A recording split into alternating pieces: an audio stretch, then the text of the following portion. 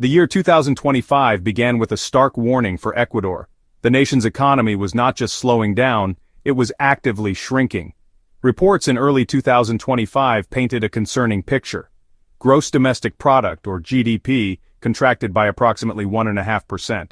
This signals a period of economic recession. It means fewer goods are being produced, fewer services are being offered. This is a serious challenge for the Andean nation. The economic landscape looked troubled.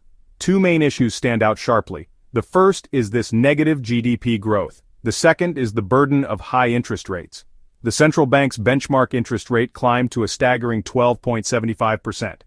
This rate makes borrowing money very expensive. It affects everyone, from large corporations to small families.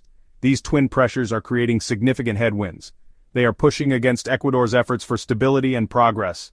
President Daniel Noboa, re-elected with a mandate for stability, faces immense pressure. His administration must navigate these treacherous economic waters carefully. The story of Ecuador in 2025 is one of resilience being tested. It is about a country grappling with deep-rooted economic vulnerabilities. These issues are compounded by external shocks and internal difficulties. The path ahead is uncertain.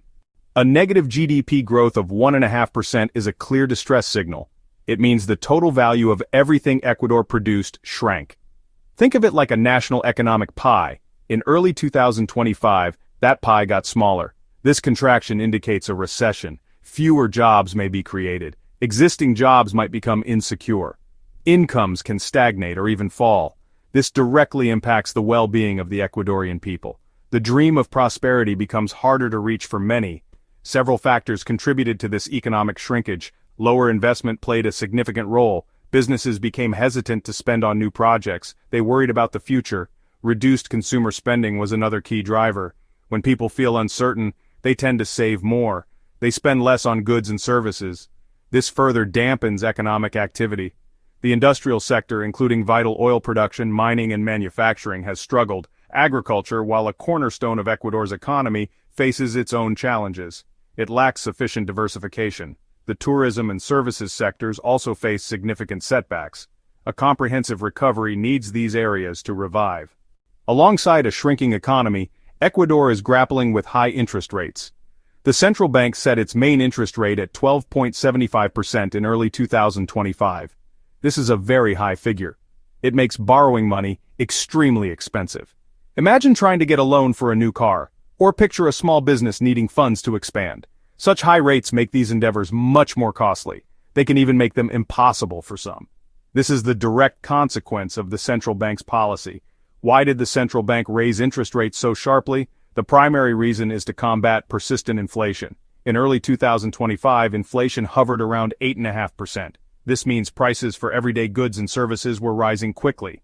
Rising food and energy prices were major contributors. This inflation erodes the purchasing power of ordinary citizens. Their money buys less each month. High interest rates are a tool to cool down the economy.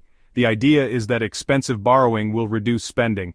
Less spending can help bring prices under control. Another crucial reason for these high rates is managing the country's rising debt. Ecuador has a significant debt burden. High interest rates can make government bonds more attractive to investors. However, it also means the government itself faces higher borrowing costs.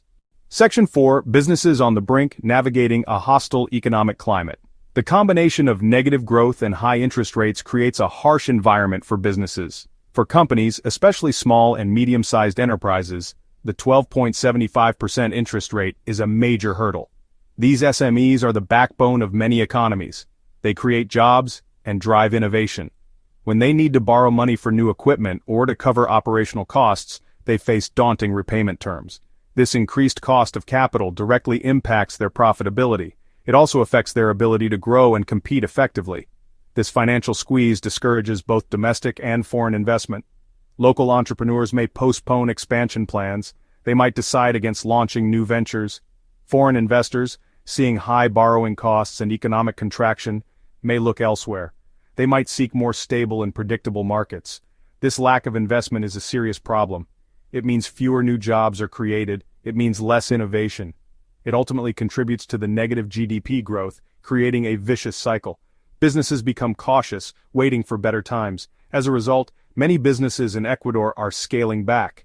They are delaying investment decisions. Some might even be forced to downsize or close altogether. This environment of uncertainty and high costs makes long-term planning very difficult. Section 5. The squeeze on households. Consumers face mounting pressure. The economic turmoil in Ecuador is not just an abstract problem for businesses and governments, it directly affects the daily lives of ordinary people. High interest rates, standing at 12.75%, make many forms of credit more expensive. Credit card balances become harder to pay down. The interest on personal loans increases significantly. For those dreaming of owning a home, mortgages become less affordable. This puts a considerable strain on household budgets across the country. Families find themselves with less money for other essentials. This financial pressure leads to a reduction in disposable income. After paying for necessities and higher debt servicing costs, people have less money left over. This naturally leads to a decline in consumer spending. Families might cut back on non-essential purchases. They might postpone buying a new appliance. They might eat out less often. This reduction in consumption is a major concern. Consumer spending is a key driver of economic growth. When it falls, the entire economy suffers, reinforcing the negative GDP trend.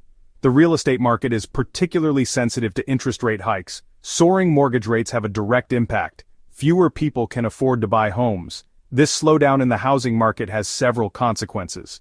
Section 6. Compounding woes, debt, inflation, and strained public coffers.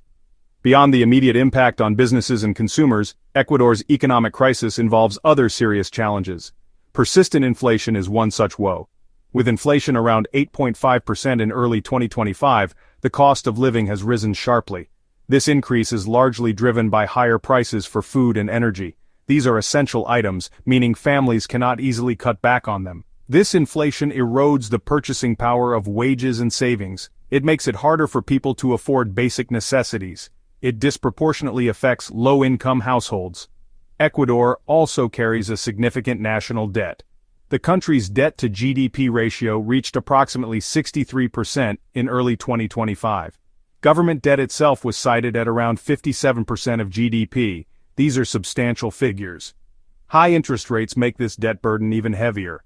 When interest rates are high, the government has to pay more to service its existing debt. It also becomes more expensive for the government to borrow new money. This can make it difficult to refinance maturing bonds or to fund essential public services. As Section 7. Charting a course through the storm challenges and glimmers of hope.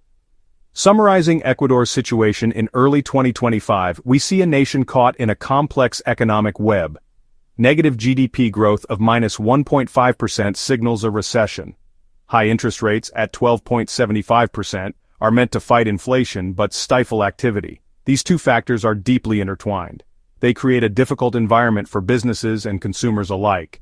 The path to recovery requires addressing these core issues. It also means tackling other contributing factors. These include the country's reliance on fluctuating oil exports. Several external and internal factors have worsened the situation. The slow recovery from the global pandemic continues to cast a shadow. It has left lingering disruptions in supply chains and demand patterns. Severe droughts in 2024 led to planned blackouts. These power shortages caused significant economic losses. They highlighted a lack of investment in electricity generation. Furthermore, serious security issues, including the activities of narco-traffickers and local gangs, have scared away investors. They have also deterred tourists, impacting a key service sector. In response, President Daniel Noboa's administration has taken some tough measures. His government has focused heavily on combating organized crime. This is seen as essential for restoring stability and confidence. To generate resources, the value-added tax was increased. Gasoline subsidies were also reduced. For more data-driven insights and global market breakdowns, subscribe and turn on notifications. Stay informed, stay ahead. This is Economics FX, where clarity meets strategy. Until next time, trade smart.